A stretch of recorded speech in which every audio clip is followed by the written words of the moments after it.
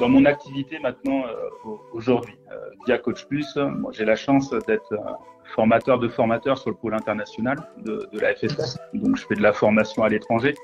Donc, ça, c'est une partie de mon activité dans Coach Plus. J'ai la chance de voyager dans différents pays, que ce soit en Afrique ou en Asie, et puis d'être au contact de différentes DTN. Et donc ça, de continuer de donner un peu ce que je sais faire, mais aussi de beaucoup recevoir via les soft skills et Coach Plus, c'est aussi l'ouverture sur différents sports.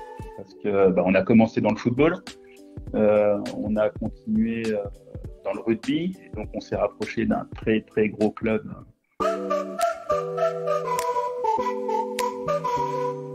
Bonjour et bienvenue sur le podcast Allez Vas-y. Allez Vas-y, c'est le podcast qui met en lumière les personnes qui passent à l'action. Qu'ils soient entrepreneurs ou entrepreneureux, sportifs ou sportifs de haut niveau, bénévoles ou engagés pour une bonne cause, l'objectif est de vous faire découvrir des parcours de personnes qui ont décidé d'agir pour donner du sens à leur vie.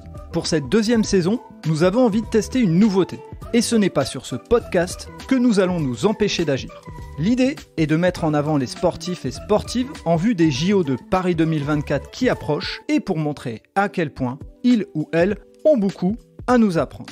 Donc chaque vendredi, vous allez retrouver un épisode d'un ou d'une sportive, même si la discipline n'est pas olympique. L'objectif étant de valoriser le sport en général et notamment des sports moins mis en avant dans les médias.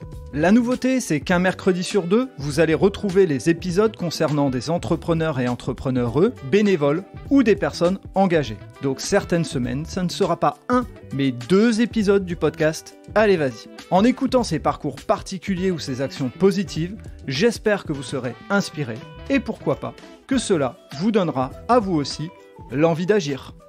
Bonjour Arnaud, bienvenue sur le podcast Allez Vas-y. Je te laisse peut-être dire bonjour aux auditeurs et aux auditrices. Bonjour à tout le monde, ravi d'être avec toi ce matin pour parler de sport et de football. Parfait, et merci d'avoir répondu à mon invitation. Et puis pour se lancer dans le vif du sujet, maintenant c'est devenu une petite habitude sur le podcast Allez Vas-y. On va démarrer par un portrait chinois. Je rappelle à ceux qui rejoignent le podcast pour la première fois, portrait chinois, je vais te dire un mot, puis tu me diras le premier qui te vient à l'esprit. Dans certains cas, on développera, dans d'autres pas. Et puis, on va démarrer tout de suite. Si je te dis un lieu, qu'est-ce que tu me dis ? Ça pourrait être différents lieux, parce que j'ai eu la chance de vivre dans beaucoup de villes en France, et dans différentes régions, de vivre aussi au Québec, au Canada. Et on va faire ressortir La Rochelle. La Rochelle, un lieu sympa, à côté des Trois Tours. C'est une ville que j'ai beaucoup appréciée, et puis c'est aussi la ville qui est pour moi synonyme d'un nouveau départ, et notamment une entreprise avant de reprendre à jouer et de me lancer dans le coaching et dans la formation. Donc, La Rochelle. Ok, on en reparlera volontiers sur les démarrages de ton parcours et ce qui t'a amené dans le sport. Si je te parle d'un plaisir gourmand, il serait plutôt sucré ou salé ? Mais là, pour pas me fâcher avec ma femme, je vais dire sucré, elle est pâtissière. Ah ouais, je comprends. Les recettes de Noémie, voilà. C'est pas la tarte au citron meringuée qu'elle me fait pour me faire plaisir. Je vais passer une mauvaise soirée. Donc, Donc, ce que tu veux dire, c'est qu'elle a une boutique ou elle est sur Insta. Comment ça fonctionne ? Elle a sa propre boutique, elle développe son activité, les recettes de Noémie là, et je fais attention à pas goûter tout ce qu'elle me propose pour essayer de garder la ligne et la forme. Si je te demande une passion ou un passe-temps, qu'est-ce que tu me dirais ? Au-delà du sport qui me prend quasiment 100% de mon temps, il y a quand même un sport, ou des sports que je considère comme passe-temps, c'est tout ce qui se passe sur l'eau. D'accord. Donc que ce soit aller faire du catamaran, du jet ski, d'aller à la pêche, de faire de la plongée, tout ce qui est bord de mer, c'est mon passe-temps, et c'est là où j'arrive à me ressourcer un peu et puis à me donner un peu de temps pour moi.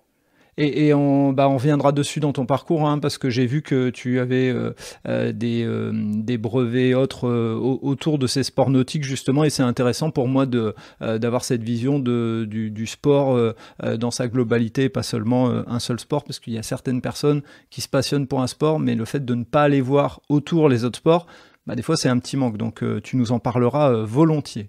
Euh, et pour terminer ce portrait chinois, si je te demandais une personne qui compte ou qui a compté, voire une personnalité, tu me citerais qui? Pareil, là, il y a beaucoup de personnes que j'ai rencontrées, que j'ai eu la chance de rencontrer et de pouvoir échanger avec elles. Mais il y a eu un petit moment, voilà, il y a 3 ans où justement, je suis reparti sur mes nouveaux projets là, dont on va parler avec Coach Plus, Playwell ou Planeto, et qui a été forte, hein. Ils étaient deux en fin de compte à nous rebooster et puis à nous donner un peu le cadre de qui on était, de faire un audit sur nos compétences et de nous relancer. Il y avait Carl Olive, donc, qui est lui une personnalité connue, et puis il y a Didier Christophe aussi au sein de l'UNECATF, qui était une personne importante et qui nous a permis de nous poser pendant un moment, de réfléchir à qui on était, ce qu'on savait faire, ce qu'on voulait faire. Et ça m'a donné tout l'élan, en fin de compte, pour mettre en place ce que je suis en train de faire maintenant avec les différents projets que je mène. Ok, et ben justement, on va se lancer dans le grand bain pour faire la transition entre ces projets. On va d'abord parler de qui tu es, de ton parcours, éventuellement de dire d'où tu viens aussi, puisque tu as dit que tu avais voyagé dans différents endroits en France et puis dans le monde, hein. Et moi, je serais intéressé par cette expérience au Québec, justement, parce que c'est une autre vision et une autre ouverture d'esprit. Donc, je vais te laisser la parole et parle-nous de ton parcours, qu'est-ce qui t'a amené au sport et avant le sport, a priori j'ai entendu qu'il y avait une entreprise, donc voilà, je suis preneur de tout ça. Ok, et écoute, en parallèle de mes études, voilà, je jouais, j'étais sur l'Eure-et-Loire et sur la région parisienne. À la sortie de mon BTS, j'ai j'ai monté une société avec mon père. Et pendant 4 ans, on a mené cette société tous les deux. Et au bout de la quatrième année, j'avais laissé un peu tomber le foot, hein, parce que ça prend énormément de temps, l'entrepreneuriat. Et pendant un an, j'ai pas joué, et un peu plus d'un an même, ou en tout cas très peu. Et donc à la sortie de cette période, voilà, il y a eu une première réflexion de se dire, voilà, est-ce que c'est réellement le métier que j'ai envie de mener? C'était dans l'automatisme. Voilà, c'était un autre métier, un autre monde, entre guillemets, qui me plaisait beaucoup, hein, et dans lequel j'ai énormément appris, où j'ai la chance de travailler avec mon père aussi. Donc, d'être non-stop avec lui, à avoir des idées, à se projeter, à travailler, et puis à apprendre. Donc, ça, c'est un souvenir inoubliable. Et je m'en suis servi, et je m'en sers encore aujourd'hui. Pas mal de valeurs qui m'a apprises et qui m'a transmises pendant cette période.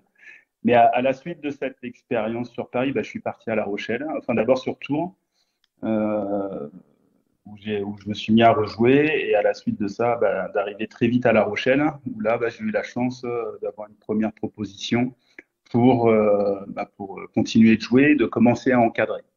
Et c'est là, en fin de compte, que la piqûre s'est faite. C'est à La Rochelle, où je me suis dit, mais waouh, enfin, jouer, j'adore ça, hein. Mais encadrer des jeunes, euh, retransmettre ce qu'on m'a appris quand j'étais jeune, aller rechercher des compétences avec les premières formations, hein, initiateur 1, initiateur 2, l'animateur senior avec les cadres techniques du département. Et puis après, un peu plus haut, à la Ligue, avec Gilles Boire, pour aller rechercher mon brevet d'état du premier degré. Euh, et là, de commencer à me professionnaliser, parce que comme tu l'as dit tout à l'heure, voilà, une casquette d'entraîneur avec un brevet d'état premier degré, c'est quand même compliqué de travailler dans ce milieu-là. On est plus dans un système d'appoint, voilà, d'avoir des compétences nécessaires pour pouvoir encadrer des équipes de niveau régional avec un bon savoir-faire, et puis en essayant de lier le savoir-être. Mais il fallait d'autres diplômes, et c'est ce que m'a proposé la ville de La Rochelle, en allant chercher voilà, des BPGEPS qui me permettaient d'intervenir pour la ville avec des missions voilà, plutôt pédagogiques dans les quartiers ou plutôt compétitives avec l'Université de La Rochelle pour encadrer les équipes. Et ça, en fin de compte, faisait un maillage qui me permettait d'avoir un pied dans le monde du sport avec un temps plein et de pouvoir développer les différentes actions voilà, qu'on avait décidé ensemble de mener sur le club, sur les quartiers et sur l'universitaire. Et donc au moment où tu quittes la boîte avec ton père, tu es dans un statut, tu as décidé de dire je vais vraiment vivre du sport, ou tu t'es dit bah, je vais me prendre un temps et je vais réfléchir à ce que je fais et c'est une opportunité. Ma question c'est est-ce qu'il y avait un objectif au moment où tu quittes la boîte que tu as créée avec ton père de vraiment aller dans le sport, ou tu t'es dit je vais prendre du temps pour moi, réfléchir à ce que je fais, je me lance dans le sport et puis c'est là où tu as découvert? Ben, il y avait vraiment l'optique, c'était de me dire voilà, il me refaut du temps pour moi parce que voilà, j'étais quand même jeune et il faut que je rejoue. Voilà, il faut que je rejoue, faut que je rejoue. Donc voilà, c'était pas compatible et voilà, j'avais besoin aussi de trouver certainement des choses à moi-même et de partir aussi seul et puis de voir un petit peu ce que je pouvais faire. Donc voilà, j'avais des idées d'entrepreneuriat pour aller voilà, plus en dehors du cercle familial, entre guillemets, mais que ça puisse se lier, en fin de compte, à la pratique sportive. Et très, très vite, voilà, j'ai eu la chance d'avoir un coach avec qui on parlait coaching, on parlait voilà, éducatif, pédagogique, et que là, bah, du coup, il y a ces portes qui s'ouvrent, cette proposition qui s'ouvre à moi, et puis qu'on a été chercher pour aller chercher voilà, des financements, etc., pour que le projet prenne vie et qu'on puisse mettre en place ce premier contrat de 3 ans. Ok, donc La Rochelle, c'est eux qui te mettent le pied à l'étrier pour que tu puisses te lancer dans cette carrière. Exactement. Parce que bah, derrière cette première expérience, bah, je retourne un peu plus, bah, je retourne à la maison, entre guillemets. Je retourne à Chartres. Et, euh, et à Chartres, je prends la responsabilité de l'école de foot. Je monte une section féminine, parce que j'avais monté une jolie sélection féminine à La Rochelle. Et donc, du coup, voilà, je monte une section féminine. On commence à travailler sur l'école de foot sur les jeunes filles. On monte une équipe senior. On arrive à constituer au bout de la troisième année un groupe d'environ 50 joueuses. Au niveau des garçons, on arrive à structurer bah, toute la trame pédagogique et technique pour qu'il y ait voilà, une continuité entre les catégories, qu'il y ait une idée directrice sur le fond de jeu qu'on voulait mettre en place, avec les valeurs. Et ça, on a très très bien bossé avec Pierre-Yves David. Donc, et puis j'en oublie d'autres. Enfin, il y avait Thierry Chevalier aussi qui était à mes côtés et avec lequel on a mis un cadre sur l'école de football du FC Chartres qui allait mener à la mise en place du C Chartres et maintenant le C Chartres. Donc voilà, pendant cette période, bah, plus on se forme, plus on s'aperçoit bah, qu'il faut se former et qu'il y a tellement de choses à connaître bah, qu'il faut aller rechercher bah, pour devenir meilleur, hein, tout simplement, pour les gens qu'on encadre. Donc, du coup, je me prépare et là, je m'inscris à Bourges sur le BE2, donc sur le second degré, donc sur le haut niveau. Donc là, bah, hyper intéressant parce que sur le tronc commun du BE2, on est en transversalité sur différents sports. On n'est pas là pour la spécificité foot. J'étais avec des experts du rugby, du basket, du sport de combat, de l'haltérophilie. Et donc là, bah, voilà, c'est juste génial parce qu'on va chercher les compétences aussi des autres sports, leur approche, bah, leur technicité aussi. Et donc, il y avait des choses voilà, qui m'ont fait un peu ouvrir les yeux euh, voilà, sur le sport de haut niveau. C'est quoi les prises de conscience que tu as à ce moment-là? Tu te souviens de quelques prises de conscience en côtoyant d'autres sports? Bah, ouais, ouais, clairement, parce que Alors moi, j'étais plutôt sur les jeunes euh, sur cette période-là. Eux étaient quand même beaucoup sur le sport senior, le sport des adultes et notamment le sport professionnel parce qu'il y avait l'entraîneur des filles de Bourges au basket. Il y avait un expert en haltérophilie, voilà, qui avait deux, trois champions du monde dans son team. Il y avait, euh, il y avait un ancien rugbyman pro qui est en train de faire monter le Bourges au rugby, mais qui était déjà aussi dans le professionnalisme. Donc eux étaient sur des approches vraiment élitistes, mais dans le sport, enfin, dans le monde des adultes, entre guillemets. Et moi, je voyais toute l'expertise qu'ils mettaient en place, hein, et les points qui étaient importants pour eux en termes de compétition, entre guillemets, alors que moi, j'étais dans mon système de formation. Mais la formation, bah, c'est préparé à la compétition. Donc, ça m'ouvrait les yeux, en fin de compte, sur voilà, qu'est-ce que doivent devenir ces garçons que j'ai dans mon école de foot, à quoi je dois les préparer, parce que bah, dans 6 ans, dans 7 ans, dans 8 ans, voilà ce qu'on va leur demander en termes de compétitivité à un niveau national. Et juste une question aussi, parce que ça peut intéresser des personnes. Ces différents diplômes, à chaque fois, c'est le club dans lequel tu travailles qui te les finance, c'est toi qui te les payes avec différents Z ou autres, CPF et compagnie. Comment ça fonctionne? Bah, il y a un peu de tout. Il y a à peu près ce qu'il faut dans ta question. Donc, il y a une partie d'OPCA, il y a une partie de CPF, il y a une partie individuelle. Euh, voilà. Donc, en gros, c'était les trois leviers de financement qui étaient mis en place. Ok. Tu as investi pour ton développement et c'est important de le dire aussi ça, parce qu'il y a des gens des fois qui attendent qu'on les développe, mais il faut aussi savoir investir déjà de son temps et en plus, bah là, comme tu l'as dit, de l'argent, quoi. Exactement. Et puis, ça prend de la valeur. Moi, je sais que, enfin, voilà, je le dis assez souvent, et notamment dans les actions. Alors, après, c'est dans mon autre vie de cas technique, mais tout ce qui a de la valeur, en fin de compte, doit être engageant et s'engager bah, au-delà du temps, c'est aussi payer. Voilà, parce que du coup, ça crée en fin de compte voilà, une émulsion, un engagement qui va être important pour la personne.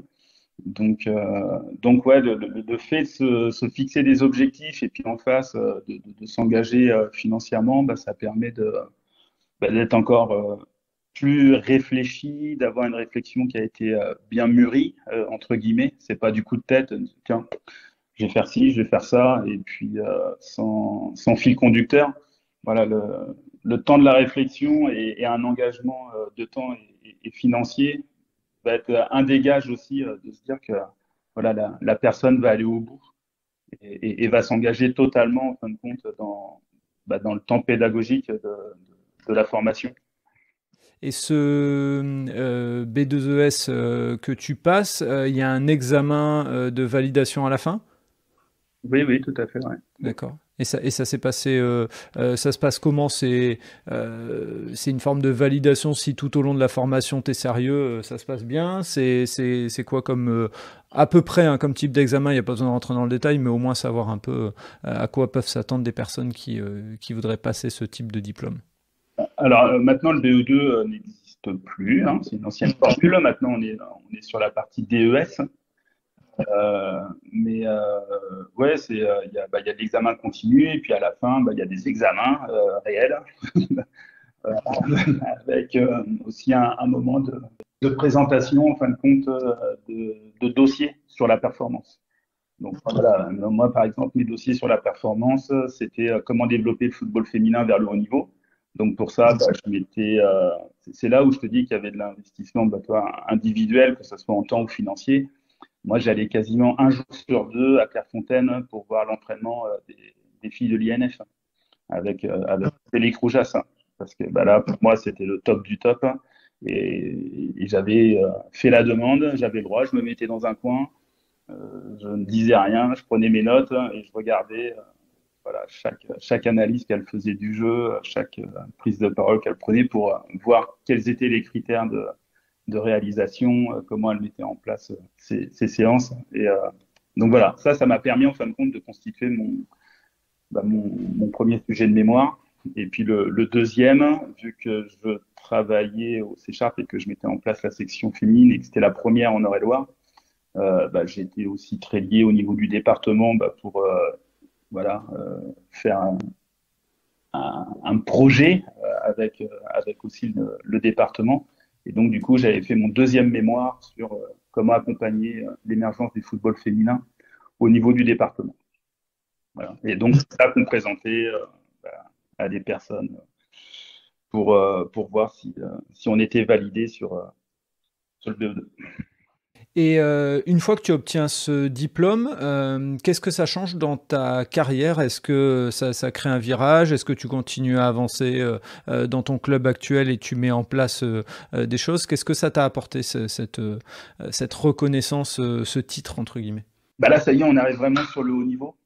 Donc, le lien après, c'est d'aller chercher le DEF à l'époque. Donc, je m'inscris au DEF. Mais là, il se passe là un premier tournant, c'est que 3 ans avant, quand je suis à La Rochelle, avant de signer à Chartres, je postule parce qu'au district, on me dit, tiens Arnaud, il y a des recherches qui se font au Canada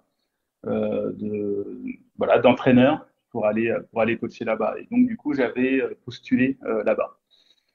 Donc voilà, il y avait eu 1 ou 2 entretiens qui n'avaient pas été concluants.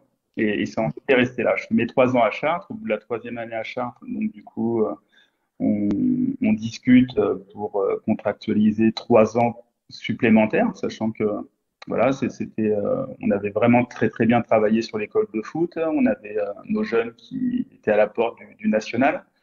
On avait monté de peu la montée en D2 avec les filles. En tout cas, on était en train de constituer un groupe qui aurait pu jouer en D2. Donc voilà, les choses étaient plutôt cohérentes. On avait bien travaillé. Mais là, j'ai l'appel en fin de compte de François Bourget, qui est l'ancien responsable de préfaux du FC Nantes, en me disant, tiens Arnaud, je recherche un adjoint. Et moi, je pensais sur les 30 premières secondes que c'était pour le FC Nantes. Alors, voilà, hein, c'est les petites espérances de la vie, des fois, on se dit, tiens, on se révèle.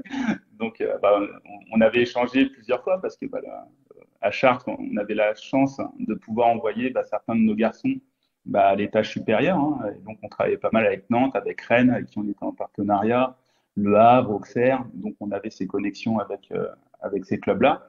Mais très vite, il me dit qu'il quitte le FC Nantes et qu'il va coacher au Québec, dans le club de Longueuil, et qu'il recherche un adjoint. Et que voilà, le CV que le président lui avait proposé 3-4 CV qu'il avait toujours gardé de profils d'entraîneurs qui avaient postulé pour le Canada. Et quand il a vu mon nom, forcément, me connaissant un petit peu, il m'a appelé pour me proposer le challenge. Donc, on s'est rencontrés 2-3 fois. Billet d'avion, aller au Québec, voir le cadre du club, rencontrer le président, un peu la structuration. Et donc, je dis à ma moitié, qui, elle, voulait retourner dans le sud de la France, plutôt au challenge. C'est pas le même endroit. Je lui ai proposé le sud, mais le sud de Montréal, au Québec. Bien joué. C'était risqué, mais du coup, voilà, on part au Québec tous les deux. Et là-bas, nouveau moment de vie très important parce que expatriation. Et là, du coup, tout est nouveau, tout est neuf, hormis le français. Voilà, on arrive chez les Nord-Américains avec un fonctionnement qui est complètement différent du nôtre. Et notamment sur le sport, où il y a une dynamique qui est mise en place chez eux qui est juste extraordinaire, que ce soit sur les infrastructures, que ce soit sur l'organisation sportive, que ce soit sur la communication qu'ils mettent en place à travers le sport que j'ai trouvé extraordinaire et sur laquelle maintenant je m'appuie beaucoup. Euh, et au-delà de ça, voilà, rencontrer une nouvelle culture, une nouvelle façon de vivre, qui est juste géniale au Québec, hein. C'est très très agréable d'y vivre et voilà, une employabilité très haute. Voilà, donc très très très sympa. Et les équipes que tu entraînes, c'est quel type d'équipe pour que les auditeurs et les auditrices aient bien en tête? Donc du coup, moi j'arrive là-bas pour m'occuper de toute la formation. Donc je prends les U14 jusqu'au je crois que c'était les U19 et donc du coup garçons et filles. Donc on a la chance à Longueuil d'avoir toutes les équipes en 3A, donc c'est le plus haut niveau national. Et donc on a que des équipes compétitives avec des réserves et donc chez les garçons et chez les filles. Donc moi le job, c'est de mettre en place une politique technique sur la formation. Et en parallèle de ça, je prends la responsabilité de coacher les filles pour les monter justement au plus haut niveau Québec. À l'époque en 3A, on a la chance et on travaille. La chance et on travaille pour les monter dès la première année. Pas mal de points d'avance. Donc voilà, on avait fait une belle saison avec les filles. Juste une question sur les conditions de vie, puisqu'on sait qu'au Québec, quand c'est l'hiver, c'est l'hiver. Comment ça fonctionne sur toi la prise de conscience, puisque bon, en France, même si il y a l'hiver, c'est beaucoup moins marqué que là. Comment on doit organiser? Ça bascule en salle directement. On se casse pas la tête, on déneige le terrain et puis on joue. Non, il y a il y a les salles, il y a les dômes couverts.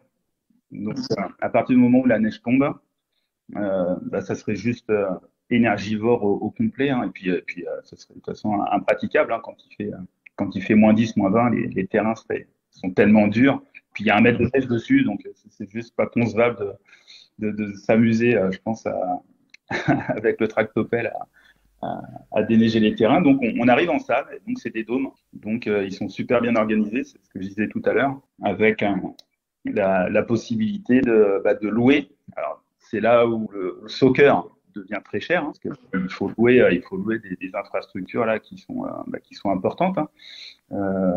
Donc du coup, une séance d'entraînement, c'est clair qu'il faut en profiter.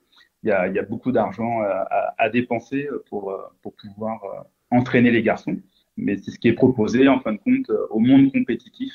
Et c'est pour ça que là-bas, le ratio, en fin de compte, financier est pas du tout le même qu'en France, parce que déjà, le sport payant là-bas est normal, hein, entre guillemets. Et quand je dis, voilà, un sport payant, c'est une saison de soccer, ça peut être entre 1500 et 1800 $ quand même. Ah ouais. Voilà.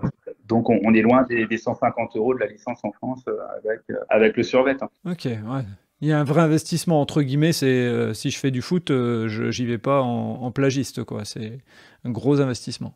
C'est ça. Parce que du coup, il y a un investissement financier. Mais la structuration est très très bien faite. Les clubs compétitifs sont tous organisés plus ou moins de la même façon. Il y a entre 5 et 10 personnes qui sont en temps plein. Donc, ce qu'on pourrait retrouver type de niveau national chez nous, là-bas, on va le retrouver très facilement parce ils ont 2 optiques. Donc, il y a le garçon ou la jeune fille qui veut faire du compétitif, qui va payer cher sa licence, entre guillemets, mais en face, il y a un vrai service. Et donc, du coup, il y a des entraîneurs professionnels qui sont formés. Donc, ça se paye. Il y a des qualités d'infrastructure qu'ils vont pouvoir utiliser, que ce soit l'été ou que ce soit l'hiver avec les dômes. Il va y avoir la possibilité, ils le font beaucoup, de vivre des expériences à l'étranger, sur des tournois au Mexique, aux États-Unis ou en Europe, en France, en Belgique, en Espagne. Donc tout ça fait partie d'un package un petit peu global. Et toi, sur le club où je suis, moi, je crois de mémoire, on était un peu plus de 2000 membres. J'avais 400 compétitifs pour 1600 récréatifs qui ne jouaient que l'été et qui jouaient, eux, dans les parcs. Et donc, du coup, ils avaient le samedi après-midi, ou le samedi matin, ou le dimanche matin, ou le mercredi soir, juste une petite demi-heure d'entraînement. Et après, pendant 1 heure, ils faisaient les matchs. Ouais, c'est bien clair et c'est structuré. Il y a les compétitifs d'un côté, le loisir de l'autre. Exactement. Et moi, je trouve ça génial. parce que chaque enfant va chercher ce qu'il a envie de faire. Ouais, c'est très clair. C'est vrai que je te rejoins, ça évite l'imbroglio des fois entre le coach qui veut absolument faire gagner son équipe et dedans il y a un ou deux loisirs. Bon, bah, il vaut mieux les regrouper plutôt que créer de la frustration. Et c'est quoi tes réussites dans ce club, justement, puisque tu y restes à peu près 1 an et demi, hein, on expliquera tu expliqueras ton départ après, mais au moins déjà parler des réussites, qu'est-ce qui te reste comme souvenir là-bas avec eux? Bah, il y a pas mal de choses sympas qui arrivent parce qu'on a la chance de finir vainqueur de la Coupe du Québec en U16 avec Dean. Donc voilà, comme si on était champion de France en gros quoi, en U16. Les U18 avec Matt, il les emmène vice-champion du Canada. Donc plutôt cool. Et puis on est champion, on est champion en senior féminin. Ouais, une année qui est plutôt pleine avec pas mal de résultats et puis une mise en place, une structuration avec pas mal d'éducateurs et puis un fil conducteur qui a été mis en place. Hein. Donc voilà. Et puis au-delà de ça, après c'est personnellement, voilà, c'est beaucoup de rencontres hein, et puis des choses, et puis des personnes qui m'ont fait ouvrir les yeux sur des choses qui vont derrière m'aider à me construire avec les projets que je mène maintenant. Et qu'est-ce qui fait que ça se termine? Des soucis financiers, voilà, très clairement. C'était un peu compliqué financièrement pour le club. Et, euh, et donc moi, j'ai la chance d'avoir une petite Canadienne à la maison qui est née là-bas. Donc on aura toujours un gros lien avec le Canada. Et donc voilà, ces problèmes financiers font que je peux retrouver tout de suite un job là-bas parce que du coup le téléphone sonne pas mal, ça se fait très vite. Sauf que j'ai un permis qui est fermé. Hein, c'est complexe d'aller travailler quand même au Canada. C'est aussi de l'investissement. Enfin voilà, si on veut que les choses se fassent rapidement, c'est avec un avocat, ça coûte cher. Et puis il faut déjà un contrat, c'est une immigration choisie. Etc. Donc c'était pas simple en fin de compte de se dire voilà, il faut que je reparte sur un 4, 5, 6 mois d'attente, même si j'ai le job là, pour avoir le droit de retravailler, sachant que j'avais un petit bébé de 1 mois et demi dans les bras. Quoi.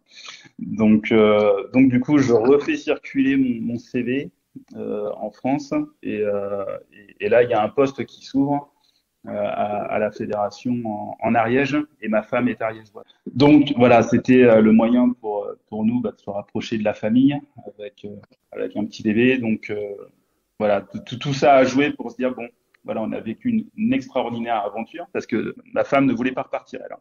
Elle voulait essentiellement rester. Et puis notamment au niveau un peu tout quoi, que ça soit dans le travail ou que ça soit dans la vie de tous les jours. Hein.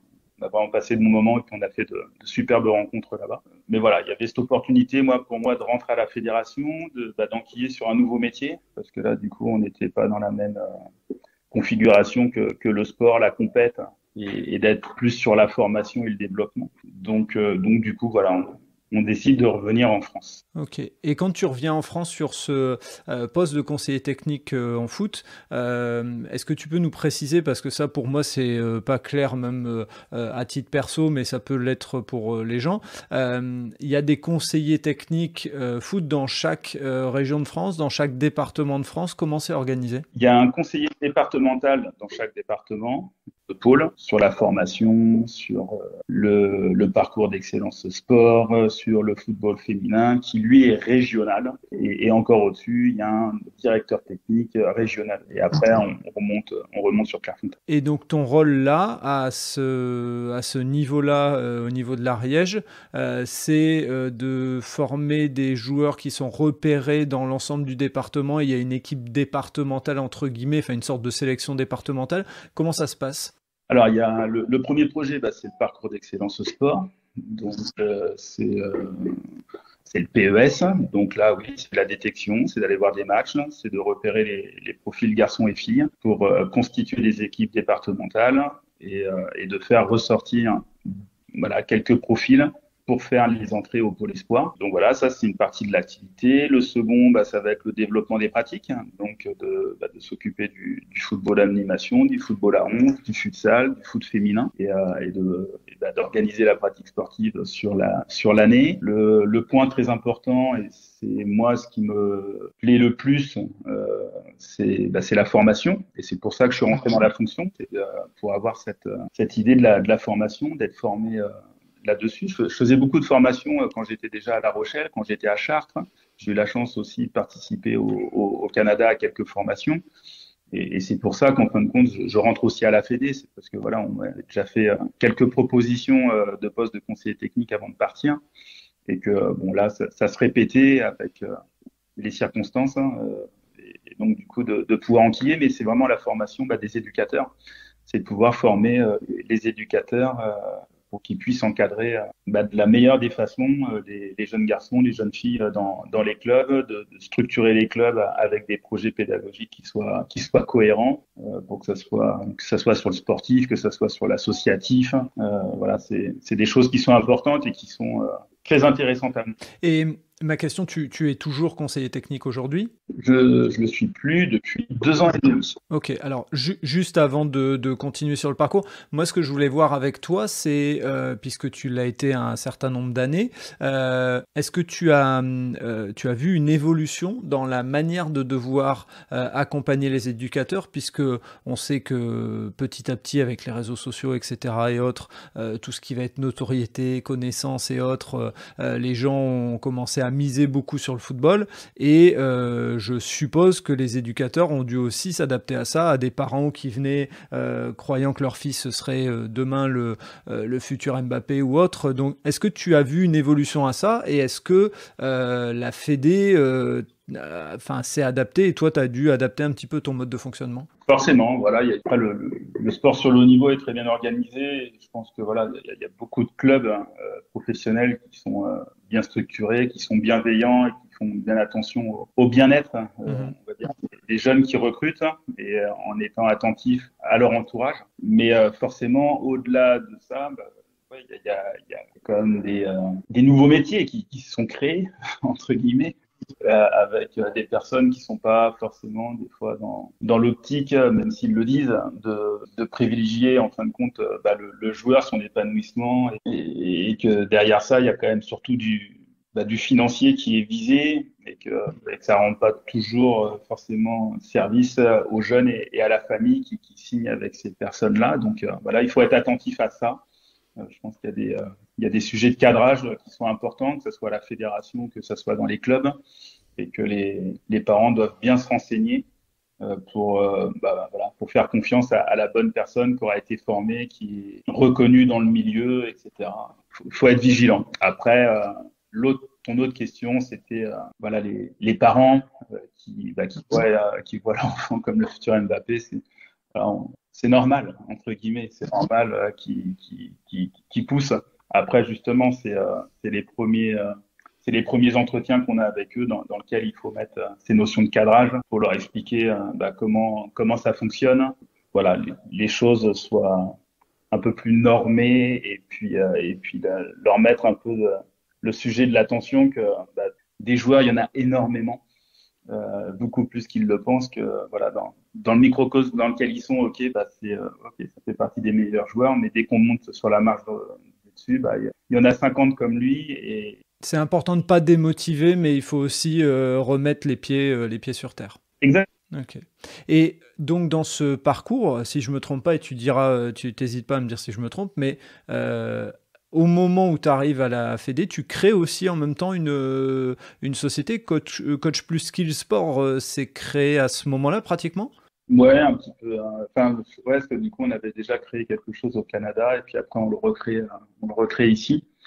Et donc, du coup, c'est sur l'optimisation de la perf, hein. C'est de pouvoir, en fin de compte, faire de la formation sur des clubs, sur des entraîneurs, pour les aider à optimiser de façon globale la performance dans leurs équipes. Donc ça c'est d'aller dans les clubs et de faire de la formation. Et donc j'ai eu la chance de pouvoir retourner comme ça au Canada, notamment.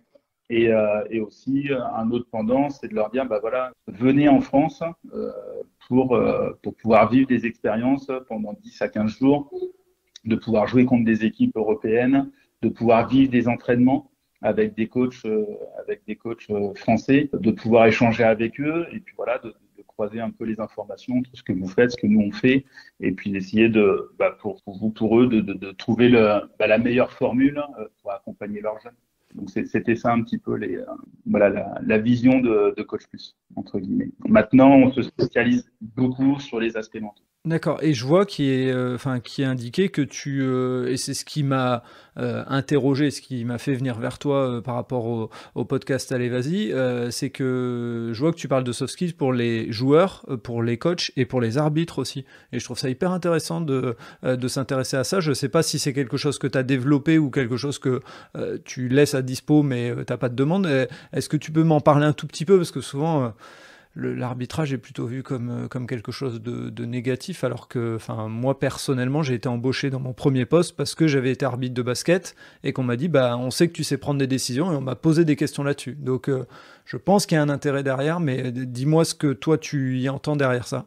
En gros, alors le sujet est en cours sur le monde des arbitres. Parce que nous, du coup, on a développé des questionnaires qui permettent d'aller chercher avec nos algorithmes et de définir en fin de compte les différents profils sur les joueurs, parce que voilà, c'est le premier des points, mais sur les coachs aussi, parce que la connaissance de soi chez le coach va permettre en fin de compte de mieux comprendre mieux comprendre comment on fonctionne, va permettre de mieux comprendre comment les autres fonctionnent avec leurs spécificités, et donc de repérer ces spécificités et donc de les utiliser pour pouvoir accompagner les joueurs. Donc là, on est sur le dispositif entraîneur-entraîné, mais en parallèle de ça, dans notre sport, et il compte beaucoup pendant les moments de compétition, c'est aussi l'arbitrage. Et l'arbitrage, lui, on est au summum en fin de compte de la pression.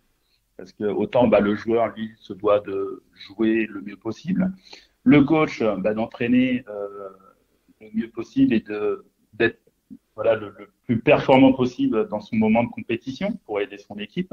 Autant lui, l'arbitre, et notamment sur le haut niveau, lui a toutes les pressions. Parce qu'il a les pressions des joueurs, il a les pressions des coachs, des staffs, du public. Et donc là, de bien se connaître pour pouvoir anticiper le maximum, en fin de compte, de situations et de savoir les gérer, voilà, c'est quelque chose sur lequel on travaille pour être une proposition complémentaire à la pédagogie, ce que doit aborder l'arbitre, au-delà de la technicité qu'il a et de la connaissance du jeu et des lois. C'est aussi de bien se connaître pour pouvoir interagir au mieux avec l'environnement qui va être mis en place lors des matchs.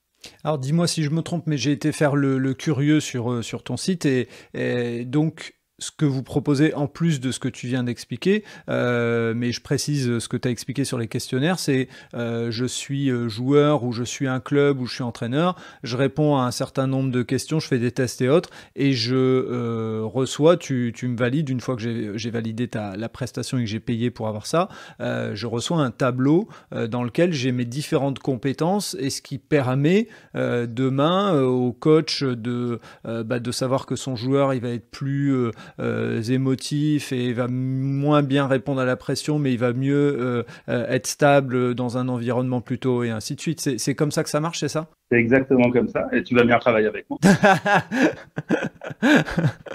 Et en plus, pour le préciser, tu proposes ça pour beaucoup de sports en fait. Oui, c'est là où ça devient très puissant et où ça devient super intéressant. C'est que dans mon activité maintenant, aujourd'hui, via Coach Plus, j'ai la chance d'être formateur de formateurs sur le pôle international de la FSS. Donc, je fais de la formation à l'étranger.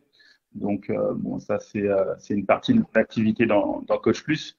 J'ai la chance de voyager dans différents pays, que ce soit en Afrique ou en Asie, et puis d'être au contact de différentes DTN. Et donc ça, de continuer de donner un peu de ce que je sais faire, mais aussi de beaucoup recevoir dans ces pays-là. Donc ça, c'est une partie de mon activité. Et donc, via les soft skills Coach Plus, c'est aussi l'ouverture sur différents sports. Parce que on a commencé dans le football, on a continué dans le rugby, et donc on s'est rapproché d'un très très gros club où j'habite pour pouvoir travailler spécifiquement sur un questionnaire rugby. Et puis ensuite, on est venu à travailler sur le hand, sur le volley, sur le tennis, sur l'équitation. J'ai été rechercher un partenaire voilà, avec une très très grosse expérience qui est vice-champion du monde dans son sport, qui est un préparateur mental très reconnu dans les sports de combat et qui est devenu un vrai partenaire avec lequel on a fait un truc sur les sports de combat. Et donc, on est en train de développer petit à petit, là, prochaines étapes, c'est le golf, etc., etc. Et discuter avec ces experts-là, voilà, c'est extraordinaire. Parce que, du coup, on parle très très précisément des attentes qu'il peut y avoir dans le sport, des valeurs qu'ils ont, du fonctionnement qu'ils ont, et chaque sport a un fonctionnement différent. Et il faut prendre en compte ces caractéristiques-là pour faire, nous, les pondérations en fin de compte des algorithmes, et potentiellement de supprimer certains facteurs qu'on irait chercher dans le tennis et qu'on n'irait pas chercher dans le football ou inversement. Donc voilà, c'est assez passionnant. Et ce qui est génial, c'est que les deux autres projets que je mène, voilà, sont aussi dans cette transversalité-là de tout sport, et que ce soit au niveau amateur ou professionnel. Donc dans les autres projets, il y a Planeto, c'est ça? ouais, il y a Planeto. Alors, si on reste dans la fibre, un peu soft skill, d'abord, il y a Play Well Together, où là, on fait de l'analyse émotionnelle et relationnelle des athlètes et des coachs. Donc, pareil, il y a un questionnaire, on va être que sur l'aspect émotionnel. Alors, c'est très différent. On est dans les soft skills aussi, mais on est très, très, très, très ciblé en fin de compte sur l'aspect émotionnel, comment vit émotionnellement l'individu, voilà les choses qui lui arrivent, et grâce à cette analyse émotionnelle, en fin de compte, on arrive à aller sur la qualité relationnelle. Et là, on n'est que dans la relation, en fin de compte, entre les athlètes, et la relation entre les athlètes et les coachs.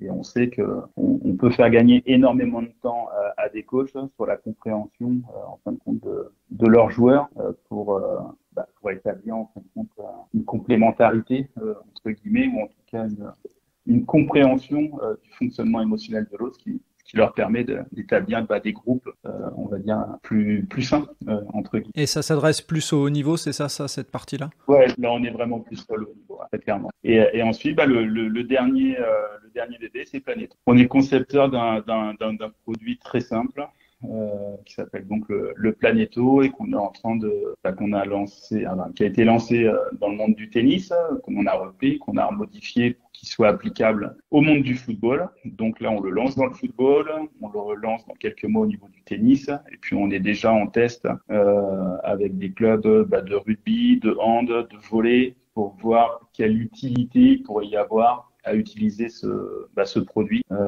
avec les jeunes garçons, les jeunes filles, sachant que voilà, au niveau du foot, on est sur aussi bien au niveau amateur, parce que voilà, je pense que c'est vraiment un produit entre guillemets d'appel. Comme on achète un ballon, en fin de compte, les jeunes vont pouvoir acheter un Planeto et vont pouvoir jouer seuls, parce que on a une platine reliée à différentes longueurs d'élastique qui va permettre de faire du jeu court, du jeu long, du jeu au sol, du jeu aérien, et donc relié à un ballon. Donc voilà, ils vont pouvoir se faire plaisir à soit jouer plutôt sur un côté fun, ludique. En gros, ils vont faire des reprises de volée, ils vont pouvoir taper dans le ballon et se faire plaisir avec des jeux qu'on a conceptualisés comme le one-one. On est un peu dans l'esprit d'un tennis ballon, entre guillemets, ou d'une partie de squash un peu, parce qu'on va pouvoir jouer à 360 degrés et faire des reprises de volée pour essayer de gagner des points. Aussi bien, on va pouvoir travailler dans l'esprit vraiment, je suis en club, j'achète ça pour compléter en fin de compte ma semaine d'entraînement. Au-delà de mes séances d'entraînement club, je vais pouvoir pratiquer à la maison. Et là, on va être force de proposition avec nos programmes, avec l'Académie Planeto, de proposer des programmes sur de la coordination motricité, sur de l'explosivité vitesse, sur des spécifiques gardiens de but. Donc voilà, on a pas mal d'idées pour proposer des programmes et que les jeunes puissent développer des compétences et avoir de l'activité physique. Ok. Et moi, ce que j'aime vraiment dans ton parcours et sur ce qu'on vient de dire là, c'est que tu es l'exemple du fait que aujourd'hui, entreprendre et sport, ça peut aller ensemble et que dans le sport, pour vivre d'une passion comme le sport, on n'est pas obligé d'être un sportif ou un coach. On peut aussi être autour du sport parce qu'il y a beaucoup de demandes.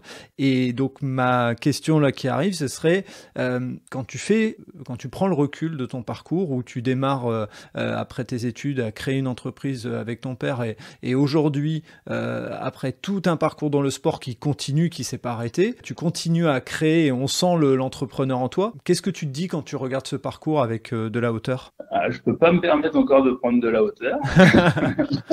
Bon, un petit peu, pas trop de hauteur, mais juste un petit peu de haut, on va dire. Si tu montes juste une marche d'une échelle. C'est de me dire que c'est passionnant parce que bon, il va falloir que je me limite sur les projets, hein, parce que là, ça devient un peu complexe de lier un peu tous les calendriers, entre guillemets, tous les plannings. Mais à chaque fois, ça permet de rencontrer des personnes qui sont passionnantes, ont beaucoup d'expertise et qui renforcent en fin de compte l'idée que il y a toujours des petits manques, entre guillemets, et que ces manques-là, voilà, on doit pouvoir les détecter si on a la chance de trouver la bonne idée, de pouvoir être une force de proposition pour que le coach ait un atout encore complémentaire pour pouvoir coacher au mieux ses joueurs et ses joueuses. Donc moi voilà, ces rencontres-là, elles m'ont permis en fin de compte de détecter des manques de ce que j'avais vu de mes expériences en me disant mais ça c'est vraiment un facteur important. Il n'y a rien qui existe là-dessus. On a cette idée-là, on est capable de la développer et que ça soit efficient. Donc voilà, on se lance quoi. Donc voilà, la hauteur, elle a été entre guillemets déjà de détecter ces points à améliorer, d'être force de proposition d'un produit qui fonctionne et qui a une véritable plus-value. Et donc là maintenant, c'est de pouvoir accompagner le maximum de clubs, que ce soit avec Planeto, ou d'accompagner des coachs et des préparateurs mentaux, parce que je travaille beaucoup avec les préparateurs mentaux, que ce soit avec Coach Plus ou Play Well Together. Et avant de terminer, quand tu as démarré le début de ta carrière dans le sport à La Rochelle, est-ce que tu avais des rêves en disant j'aimerais bien rencontrer telle ou telle personne ou tel sportif et qu'aujourd'hui tu pourrais nous en parler en disant bah ouais en fait j'en ai réalisé un ou deux, j'ai rencontré telle ou telle personne. Parce qu'on sait que ça joue aussi dans le sport. On a des personnes qu'on admire et on se dit, quand je l'ai rencontré, ça fait un petit quelque chose, quoi. Il y en a un. Il y en a un, c'est marrant. Du coup, je vais l'appeler cet après-midi, là. Parce que je me suis dit que ça fait un petit moment que je l'avais pas appelé. Mais ouais, comme tous les jeunes, hein, quand j'étais plus jeune, il y avait Panini et il y avait quelques joueurs voilà, que je regardais vraiment à la. Alors je vais préciser pour les jeunes, Panini, c'est pas le truc qu'on mange, c'est les étiquettes à coller parce qu'il y en a peut-être qui ont complètement coupé avec ça, mais moi ça me parle à 100%. Voilà, et c'était avant le NFT, quoi. Avant, on avait des catalogues, on achetait des étiquettes, des autocollants, on les mettait dedans et on avait tous nos joueurs. Et ça, c'était génial.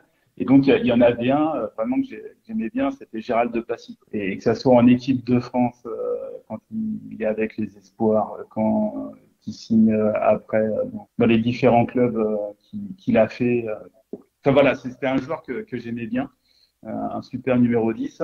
Et du coup, j'ai eu la chance de le rencontrer parce que je bosse avec lui sur le pôle international. Ah, génial. Donc, moi, j'ai mon expertise, on va dire, de formateur, quoi. Mais lui, il a son expérience de joueur de très haut niveau, parce que Montpellier, le TEF, Monaco, Saint-Étienne, son expérience au Japon sur l'international aussi. Et donc, j'ai eu la chance de faire des formations à l'étranger avec. Et alors, la première semaine, toutes les semaines avec lui sont passées de façon extraordinaire. Mais la première semaine, j'ai rien dit. Et puis la deuxième, j'ai quand même avoué autour d'un verre, je sais, Gérald, que voilà, j'ai encore le livre, hein, faut que je le retrouve où j'ai mon équipe type, on va dire, et tu fais partie de mon équipe type quand j'avais 10 ans, quand je faisais le truc Panini, quoi.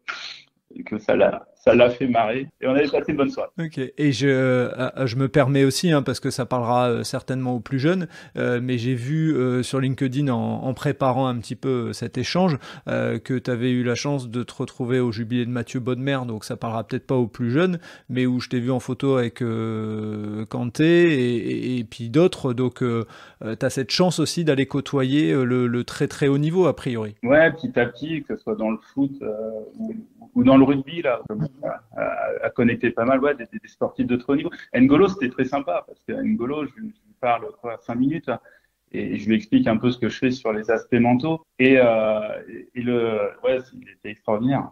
Il a réussi à me sortir en 1 minute d'expérience tout ce pourquoi on travaille depuis 3 ans sur le sujet, quoi. Voilà, avec l'importance qu'a l'individu entre guillemets dans la performance. Donc ce qu'on dit de lui dans la presse et tout, c'est pas du chiquet, c'est vraiment une belle personne a priori. Ouais, très clairement. Ouais. On arrive au bout de ce parcours. Moi j'avais dit aussi qu'on allait parler et je voudrais pas me dire qu'il y a un auditeur ou une auditrice qui me dise on en a parlé, on n'a pas dit. Tu as aussi, tu enseignes le jet ski, on en a parlé tout à l'heure, et tu es nageur sauveteur en mer. Juste une parenthèse comme ça, en quoi ça consiste? Est-ce que tu pratiques encore aujourd'hui et qu'est-ce que ça t'apporte? J'ai compris que c'était une manière de décompresser, mais est-ce que tu travailles encore, tu pratiques encore ce genre de sport? Non, je le pratique, mais on fait bien de façon très, très fun et ludique. Voilà, ça fait partie des sports de mer maintenant que j'ai la chance de pouvoir faire quand je prends entre guillemets du bon temps. Mais mais après il y a des choses qui vont se faire avec les sports nautiques, parce qu'il y a aussi des sportifs de très très haut niveau et sur les aspects mentaux, les mecs ou les nanas là ont besoin d'être très très forts mentalement. J'ai commencé à discuter avec une fédération là sur les sports nautiques de rivière. Ouais, je comprends. Il y a de quoi faire aussi effectivement, et en plus c'est des sports dans lesquels c'est un vrai dévouement, et la plupart du temps ils sont amoureux de leur sport, ils sont amoureux de leur projet et ils en vivent pas. Donc c'est vraiment des gens ultra motivés. Donc s'il y a des choses qu'on peut leur apporter, c'est tant mieux. Ça peut être des chances de médaille pour du Paris 2024 et plus. Exactement. Et Paris 2024. Faut qu'on soit performant. C'est clair. On monte le blanc rouge bien haut sur la plus haute marche avec le maximum de sportifs et de sportifs possibles. Je te rejoins à 200%. Arnaud, on arrive à la fin de ce podcast. Est-ce que y a quelque chose que tu aurais voulu dire et tu t'es dit mince, on n'en a pas parlé avec Fred, là j'ai envie de le dire, ou est-ce qu'on a fait le tour justement de ton parcours Non, je pense qu'on a fait le tour. Voilà. Que les gens n'hésitent pas à me solliciter. Voilà, ce sera un plaisir de pouvoir organiser un petit meeting, de pouvoir discuter du point qui les aura intéressés dans ce podcast, et ce sera avec plaisir qu'on pourra échanger. Génial. On mettra, de toute façon, tu me donneras en off le meilleur moyen pour te contacter, et puis on mettra ce moyen, si c'est LinkedIn ou si c'est autre, dans les notes du podcast, et puis les gens qui ont écouté et qui sont intéressés pourront te contacter via ce moyen-là. C'est avec plaisir. Je te filerai un petit lien. Génial. Puis comme ça sera sympa pour tous les coachs. On offre l'analyse Coach Plus à tous les coachs en ce moment. Donc c'est jusqu'au 31 août. Donc, la diffusion, ça sera pour plus tard, donc il faudra qu'on voit si on arrive à mettre. On fera un truc. Ouais, super. Tous ceux qui me contactent, je leur offrirai avec grand plaisir. Comme ça nous permet de parler des individus, des aspects mentaux et de ce que l'on peut optimiser grâce à cette vision du sport et de l'individualisation. Ah, top. Si on peut si on peut mettre en avant effectivement dans une offre pour le podcast, ça sera génial pour les auditeurs et les auditrices. Écoute Arnaud, je te remercie. J'ai passé un super moment parce que j'ai vraiment découvert un vrai parcours et j'ai entendu des choses qui me font plaisir en parlant du mental, du sport dans l'entreprise, etc., de la manière dont on peut professionnaliser le sport, et je pense qu'on en a besoin si on veut être performant à haut niveau, et notamment on a parlé des JO de Paris 2024, mais pas que. Donc ça a été un plaisir, je te remercie de m'avoir fait confiance, et puis on se dit à très bientôt forcément. À très bientôt, plaisir partagé, très bonne journée à tous. Merci d'avoir écouté cet épisode jusqu'au bout. J'espère que vous avez apprécié ce moment et si vous voulez en savoir plus, rendez-vous sur les notes du podcast. Si vous avez aimé cet épisode, n'hésitez pas à en parler autour de vous pour donner encore plus de lumière aux actions des invités. Si vous avez envie de suivre Allez Vas-y, abonnez-vous et évaluez le podcast, notamment sur Spotify et Apple Podcasts, sur votre plateforme d'écoute préférée. Si vous voulez faire avancer mon travail, laissez un commentaire sur Apple Podcasts, ça aide à faire connaître le podcast. Pour ceux qui ne le savent pas encore, j'ai lancé un autre podcast sur le voyage qui s'intitule Loin de chez soi. Il est disponible sur Apple Podcasts, Spotify, Deezer et sur les plateformes d'écoute. Je vous donne rendez-vous un mercredi sur 2 pour un podcast Allez Vas-y sur les entrepreneurs et entrepreneureux, les bénévoles et les engagés. Et tous les vendredis pour un épisode consacré aux sportifs et aux sportives. D'ici là, portez-vous bien.